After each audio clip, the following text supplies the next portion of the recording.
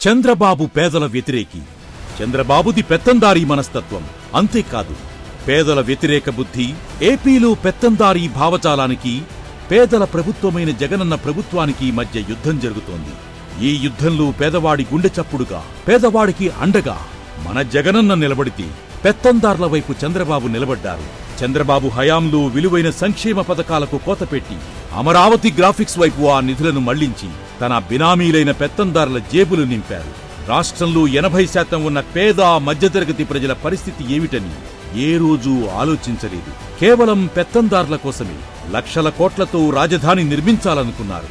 ఇక జగనన్న పేదలకు scent భూమిస్తుంటే scent భూమి శవం పాతిపెట్టడానికే సరిపోతుందంటూ అవహేళనగా మాట్లాడారు.